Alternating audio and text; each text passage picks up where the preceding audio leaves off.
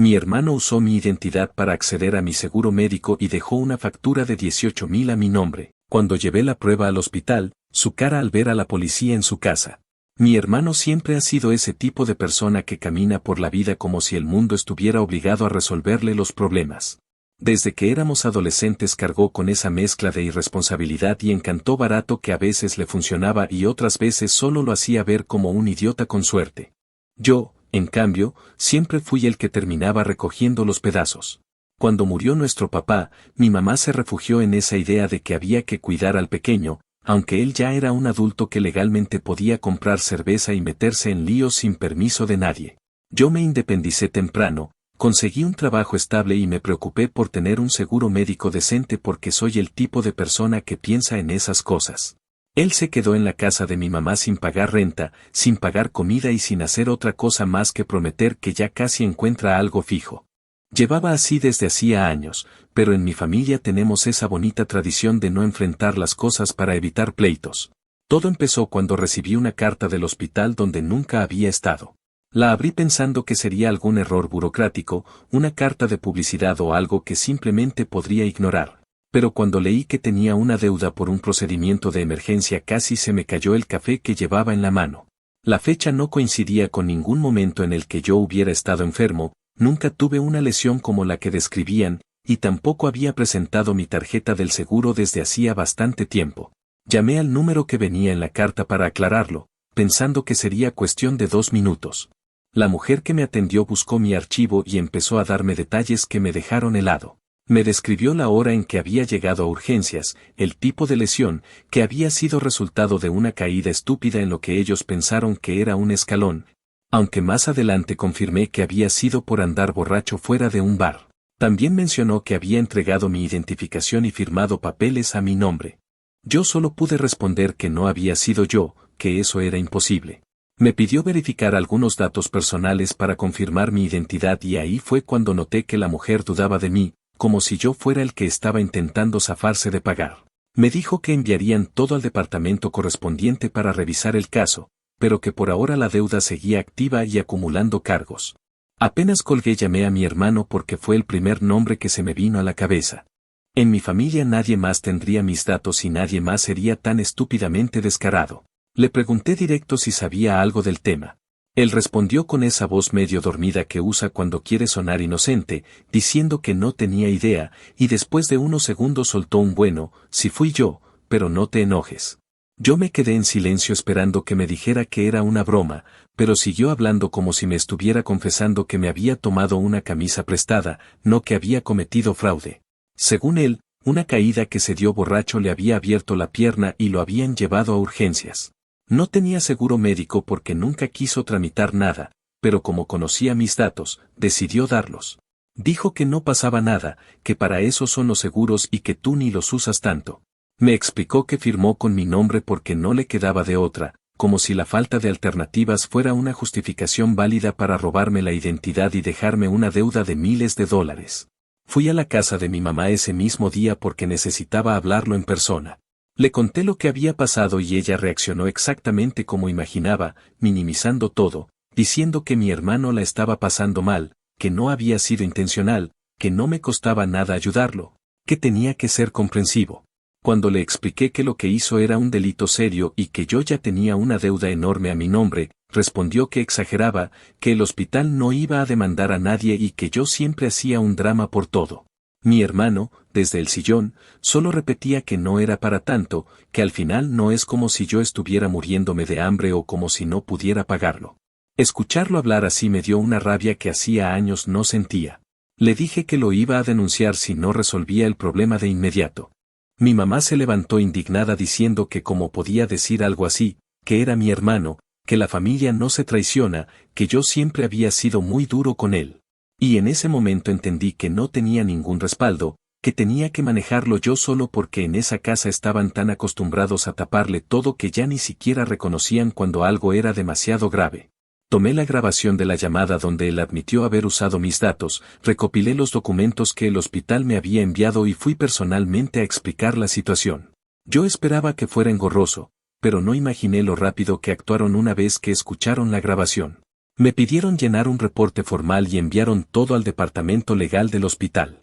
Ahí supe que no solo se trataba de una visita, sino que había otras consultas anteriores en las que también había usado mi seguro. Cuando el hospital empezó a sumar todo, la cantidad era absurda. Me preguntaron si quería presentar una denuncia por robo de identidad y no tuve que pensarlo. Mi hermano no solo había cruzado la línea, había saltado sobre ella y le había prendido fuego. Yo no iba a cubrirle nada. El día que la policía llegó a su casa estaba trabajando y recibí varias llamadas. Primero una de mi mamá llorando e insultándome, diciendo que cómo podía hacerles esto. Después una de mi hermano gritándome que era un traidor, que por mi culpa lo iban a meter preso, que yo lo había arruinado. Y mientras lo escuchaba decir todo eso, solo pensaba en que él había tenido todas las oportunidades del mundo para no llegar a ese punto. Después de años de cargas, excusas, ayudas y rescates, por primera vez sentí que no era yo quien estaba rompiendo la familia. La familia ya estaba rota desde hacía mucho, solo que nadie quería aceptarlo. Actualización 1. Pasó alrededor de una semana desde que la policía se llevó a mi hermano y, aunque pensé que lo peor ya había ocurrido, lo que vino después terminó siendo más desgastante que la propia denuncia. En esos días la casa de mi mamá se convirtió en un campo minado emocional, donde cada conversación giraba en torno a mí, pero sin mi presente, como si fuera un fantasma que todos querían culpar pero nadie quería enfrentar. Yo trataba de mantenerme ocupado con el trabajo, pero cada noche al llegar a mi departamento encontraba llamadas perdidas, mensajes contradictorios y audios con lloriqueos, insultos o súplicas dependiendo del humor de mi mamá. En uno de ellos escuché claramente cómo le decía a alguien, que seguro era una de mis tías, que yo había arruinado la familia por mi orgullo, que no sabía perdonar y que no entendía lo que significaba apoyar a los míos. Como si cargar con una deuda inmensa fuera un acto de cariño que yo estaba obligado a aceptar. Mi hermano salió bajo fianza que pagó mi mamá usando dinero que llevaba años guardado. Ese dinero lo había dejado mi papá para emergencias reales, aunque en esa casa las emergencias siempre parecían tener forma de mi hermano. Ella me reclamó que yo la había obligado a cortar ese fondo y que ahora no sabía cómo iba a enfrentar cualquier necesidad médica o doméstica importante, como si la culpa fuera mía y no del tipo que falsificó mi firma y usó mi identidad para pasar su borrachera como una tragedia accidental. En una llamada muy particular, mi mamá me dijo que la situación la tenía sin dormir, que estaba tan alterada que incluso había considerado dejar su trabajo unos días, pero que no lo hacía porque entonces no tendría cómo pagar lo que quedaba del abogado que habían contratado para mi hermano. Ella me dijo que lo hizo porque alguien tenía que ayudarlo, y cuando le respondí que él debería empezar a ayudar a sí mismo, me dijo que yo hablaba desde la comodidad de nunca haber sido el hijo problemático, que yo no entendía cómo mi hermano sufría por tener a toda la familia encima desde pequeño. Y ahí fue cuando sentí algo que no había sentido antes, ya no estaba simplemente enojado, estaba cansado. A mitad de esa semana recibí una llamada del hospital para informarme que, además de la visita inicial que yo ya conocía, habían encontrado otras consultas anteriores donde también se habían usado mis datos, todas en fechas diferentes y por motivos variados. Lo que más me sorprendió no fue enterarme de eso, sino escucharlo decirse a sí mismo, con toda tranquilidad, que ni me iba a dar cuenta si nadie me decía nada.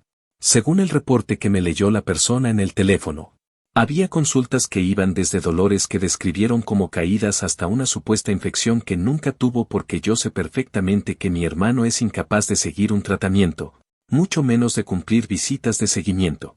Le pedí que me enviara todo lo que tuvieran por escrito porque iba a ampliar la denuncia, y la mujer, que ya me hablaba con un tono más empático, me dijo que no era el primero en vivir algo así, pero que la acumulación de visitas hacía ver que mi hermano lo había convertido en un hábito. Ahí me di cuenta de que no solo me robó la identidad, sino que también se aprovechó de mi estabilidad para costearse lo que él nunca quiso trabajar para pagar. Esa noche fui a la casa de mi mamá, no para discutir, sino porque necesitaba recoger algunas cosas mías que aún estaban guardadas ahí desde hacía años. Aunque ella sabía que iba, me recibió con una mirada que mezclaba enojo, decepción y ese discurso aprendido donde los hijos buenos siempre están obligados a ceder.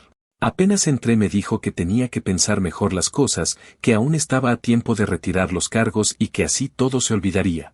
Yo le expliqué que no había nada que retirar porque ya no era solo mi decisión, que había un proceso legal en marcha y que, además, no quería retirarlo.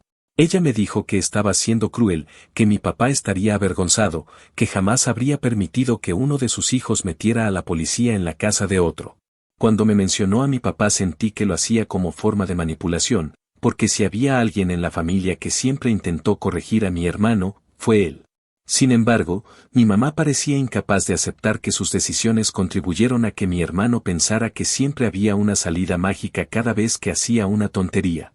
Mientras hablábamos llegó mi hermano, caminando con esa actitud de víctima que siempre usa cuando quiere que el mundo le tenga lástima. Apenas me vio me dijo que yo había arruinado su vida, que ahora tenía antecedentes, que no sabía si podría conseguir trabajo, que iba a perder amistades, que todos lo veían como si fuera un delincuente. Yo le respondí que no tenía por qué cargar con eso porque él mismo había elegido cada paso que lo llevó allí.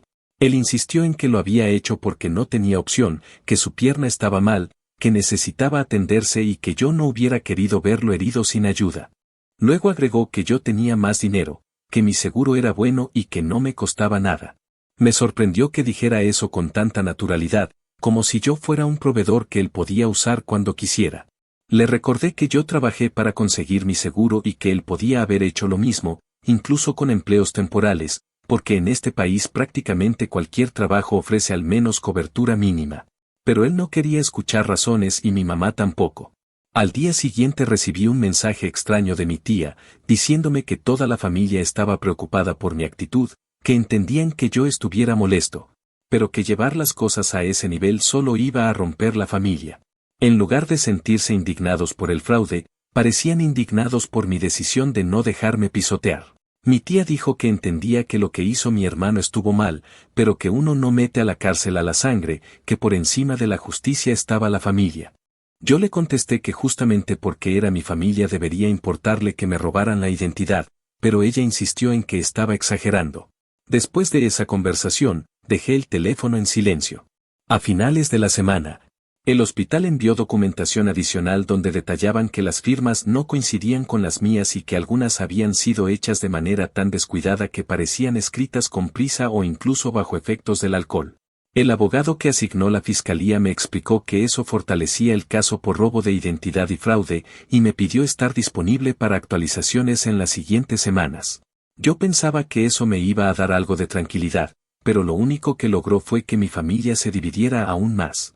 Mi primo me escribió para decir que entendía mi posición, pero que mi mamá estaba muy mal, que estaba llorando todo el tiempo, que no quería salir de su cuarto. Según él, debía considerar no destruir a mi madre emocionalmente y dar un paso atrás. Cuando escuché eso, por primera vez pensé seriamente que mi familia estaba rota desde hacía mucho más tiempo de lo que yo creía, porque habían convertido la irresponsabilidad de mi hermano en una excusa permanente para lastimar a cualquier otro si era necesario. El salto de esa semana fue el momento exacto en que comprendí que ya no era una cuestión del dinero ni de los cargos, sino de sacarme el peso de una dinámica que me había tocado cargar desde que era joven. Y aunque la primera semana fue apenas el inicio, ya podía sentir que las consecuencias iban a extenderse más de lo que imaginaba. Actualización 2. Habían pasado alrededor de 3 semanas desde la denuncia inicial cuando me llamaron de la fiscalía para pedir que asistiera a una reunión presencial. No especificaron mucho y, aunque pensé que sería solo un trámite, la forma en que la mujer me habló por teléfono, tan directa y sin rodeos, me dejó esa sensación incómoda de que algo se había movido detrás de escena. Fui al edificio sin saber exactamente qué esperar y, apenas me senté frente a ellos, entendí que la situación había escalado. Me mostraron un documento donde se indicaba que mi hermano había intentado cambiar su versión de los hechos durante una de las entrevistas. Según lo que me leyeron, él dijo que yo le había autorizado verbalmente usar mi seguro y que incluso sabía de las visitas anteriores. Lo describió como un acuerdo informal entre hermanos. También mencionó que en mi familia era normal ayudarse sin tanto drama. Mientras la fiscal hablaba, yo estaba sentado ahí, tratando de procesar que además de robar mi identidad, ahora mi propio hermano me estaba acusando de ser cómplice para intentar aliviar su responsabilidad. La fiscal me preguntó si quería hacer algún comentario y lo único que pude decir fue que jamás le había dado permiso y que tenía la llamada grabada donde él admitía haberlo hecho por su cuenta.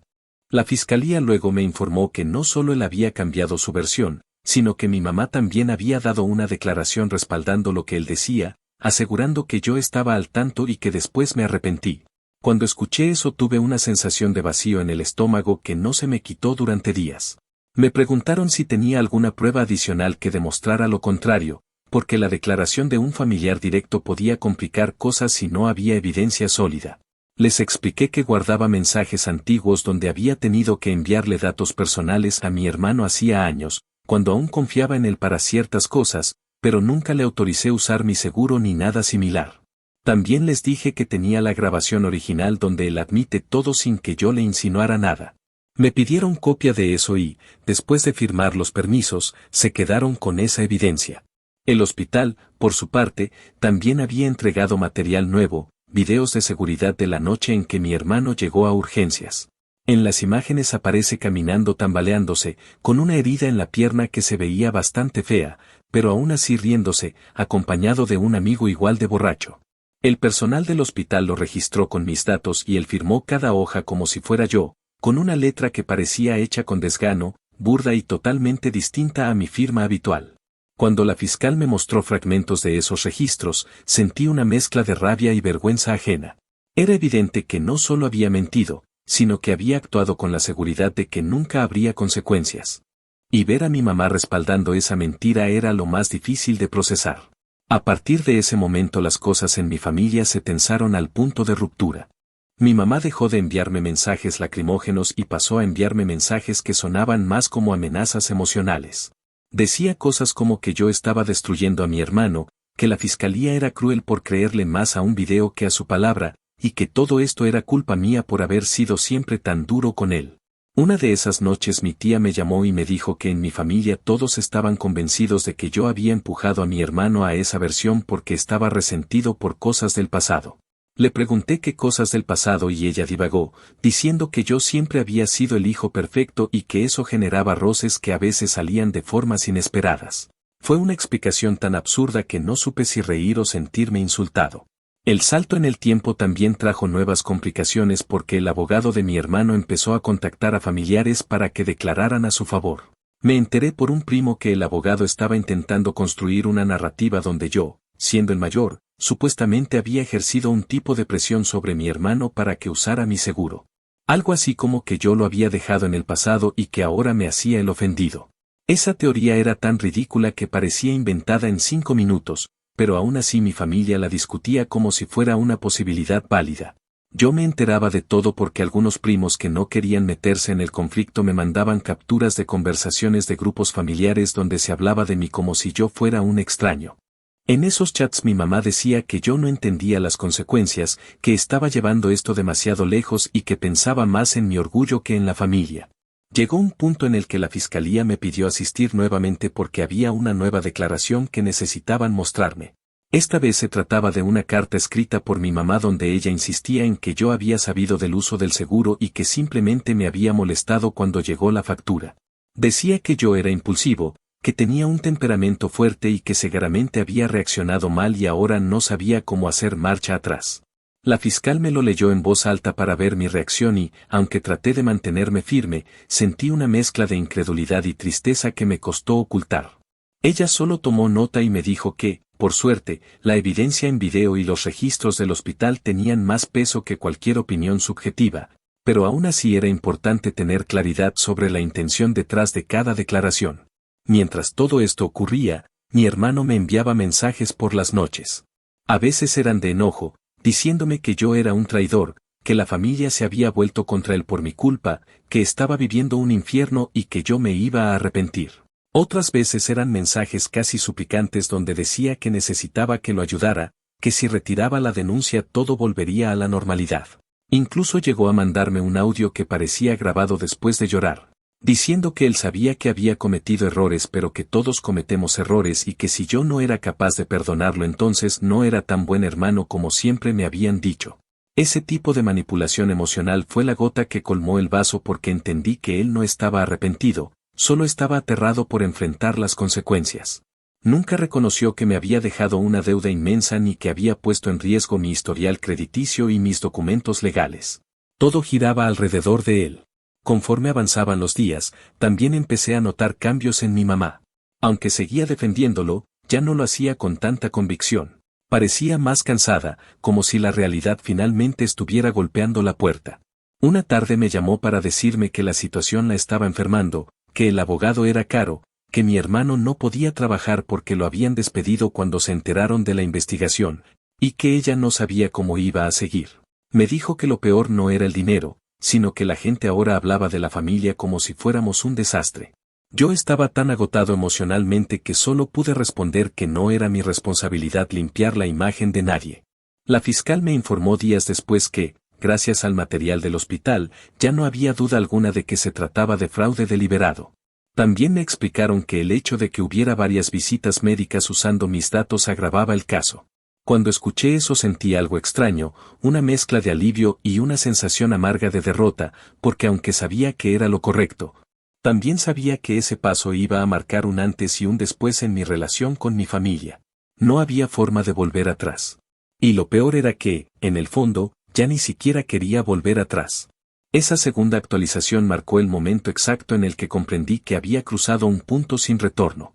Ya no era solo un proceso legal. Era el derrumbe final de una familia que llevaba años sosteniéndose con hilos flojos, donde todos sabían que mi hermano se aprovechaba de nosotros pero preferían mirar hacia otro lado. Actualización final. Había pasado un par de meses cuando recibí la llamada que indicaba que el caso iba a resolverse mediante un acuerdo, algo que la fiscalía consideraba apropiado dadas las circunstancias y el historial de mi hermano. Me explicaron que, aunque el fraude era claro y había evidencia contundente, el sistema tendía a priorizar acuerdos que permitieran recuperar la restitución económica y evitar procesos largos cuando no había otros delitos involucrados. Yo sabía que eso significaba que mi hermano no pisaría una cárcel por un tiempo significativo, pero también implicaba que, por primera vez en su vida, tendría que hacerse responsable de algo sin que nadie lo salvara. Merecía enfrentarlo, aunque no fuera exactamente como yo imaginaba. En ese punto yo ya no buscaba que lo encerraran ni que sufriera una condena larga, lo que realmente quería era una especie de cierre. Quería que esto dejara de ocupar mi mente cada noche. Quería recuperar la sensación de que mi vida me pertenecía y no era un rompecabezas que otros desordenaban a su gusto.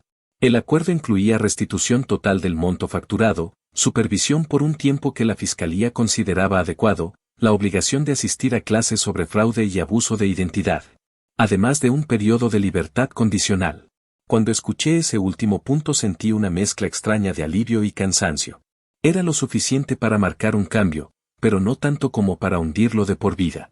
La fiscal me explicó que, aunque mi hermano había intentado alterar la versión y apoyarse en declaraciones familiares, la evidencia técnica era tan clara que no tenía sentido que él intentara pelearlo. Me preguntó si estaba conforme con el acuerdo.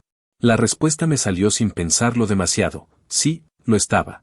Quizá no porque fuera una solución perfecta, sino porque era la primera vez en meses que veía una línea de cierre posible.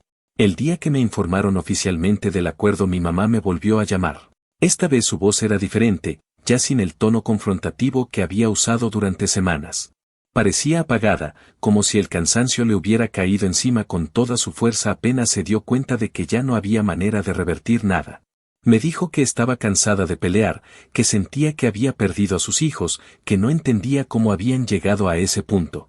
Dijo que el acuerdo era injusto, que su hijo estaba siendo castigado por un error, pero lo dijo con un tono más derrotado que indignado.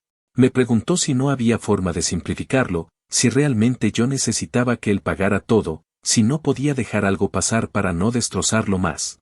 Me sorprendió darme cuenta de que, por primera vez, ya no me afectaba escucharla decir eso. No me generaba culpa ni enojo. Solo sentí indiferencia. Le dije que no iba a intervenir y que lo que se había decidido no era negociable. Ella guardó silencio durante unos segundos y después dijo que esperaba que algún día yo pudiera ver las cosas con más compasión. No respondí nada porque entendí que ella jamás iba a ver que la compasión no siempre significa permitir que alguien te pisotee. Mientras el caso avanzaba, mi hermano enfrentaba las consecuencias en su vida diaria. Lo habían despedido de su empleo cuando se supo la naturaleza del proceso, algo que la fiscal me dijo que era común en casos donde se involucra fraude o abuso de identidad, especialmente cuando el empleador teme responsabilidad secundaria. Mi mamá insistía en que era culpa mía y que yo debía hablar con él para calmar las cosas, como si eso fuera a hacer que una empresa reconsiderara su decisión. También supe que algunos de sus amigos se habían alejado de él por miedo a verse involucrados o señalados. Todo esto lo sé porque él mismo me lo escribió en un mensaje bastante extenso, donde alternaba entre culparme, pedir limosna emocional e intentar convencerme de que él había cambiado. No respondí. Poco después decidí que era momento de hacer un cambio radical en mi vida. El ambiente familiar estaba tan contaminado que cualquier intento de mantener un vínculo era como empujar una piedra cuesta arriba sabiendo que se iba a caer al final. Empecé a buscar un departamento más lejos del barrio donde crecí y encontré uno que se ajustaba a lo que necesitaba, no era enorme ni lujoso, pero era suficiente y, sobre todo, quedaba lejos. Me mudé en un fin de semana y no le di mi nueva dirección a nadie más que a unos amigos de confianza. No se la di a mi mamá. No se la di a mi hermano. Aprendí que parte de sanar implica poner un límite físico cuando el emocional ya fue ignorado demasiadas veces. El día después de la mudanza, mientras acomodaba cajas, recibí un mensaje de mi mamá diciendo que quería verme, que necesitaba hablar conmigo porque la situación con mi hermano se había puesto peor. Me decía que él estaba deprimido, que no salía de su cuarto, que hablaba de sentirse solo, que todo iba cuesta abajo y que necesitaba mi apoyo. Nunca mencionó su responsabilidad en nada, ni siquiera intentó reconocer que él había causado todo. Solo volvió a colocarme en el rol del hermano que debía cargar la culpa que no era suya. Le contesté que no podía ayudarlo y que mis límites ya estaban puestos. Me respondió con un párrafo largo sobre cómo la familia debía estar unida. No respondí más. A medida que avanzaba el acuerdo y mi hermano tenía que presentarse regularmente, fui notando un cambio curioso en la actitud de algunos familiares. Pasaron de culparme a simplemente evitar el tema. Es como si les resultara más cómodo comportarse como si no hubiera ocurrido nada en vez de enfrentar lo que realmente pasó. Algunos me llamaron para hablar de trivialidades, otros para preguntarme cómo estaba, como si nada hubiese ocurrido durante meses. Yo era cordial, pero distante. Algo dentro de mí había cambiado de forma irreversible. El cierre definitivo llegó cuando recibí el último documento de la fiscalía confirmando que la restitución empezaría a procesarse y que mi parte del caso estaba oficialmente concluida. Leí ese documento varias veces porque, después de tantos meses, me costaba creer que el proceso había terminado. Lo que sentí no fue una celebración ni una alegría intensa, sino un alivio profundo, casi silencioso, como si me hubiera quitado una mochila cargada de piedras que llevaba tanto tiempo que ya ni la notaba. Ese mismo día me quedé sentado en el piso de mi nueva sala, rodeado de cajas aún sin abrir, y me di cuenta de que, por primera vez en mucho tiempo, no tenía el impulso de llamar a nadie de mi familia para contarles cómo me sentía. Comprendí que no necesitaba que lo entendieran. No necesitaba su aprobación ni su consuelo. Lo único que necesitaba era recuperar la tranquilidad que durante tanto tiempo dejé que otros destruyeran. Y aunque suena duro, también me di cuenta de que parte de mi vida iba a reconstruirse sin ellos. No por venganza, no por resentimiento, sino porque a veces lo más sano es alejarse de lo que nunca aprendió a cuidarte. Cuando guardé finalmente el documento dentro de un archivador, entendí que ese era el final de algo, pero también el inicio de otra etapa donde mi vida ya no giraba alrededor del caos ajeno. Era un cierre árido, sin reconciliaciones dramáticas ni disculpas inesperadas. Solo un punto final firme y necesario. Y aunque el ruido de mi familia siguiera existiendo a la distancia, mi mundo, por fin, estaba en silencio.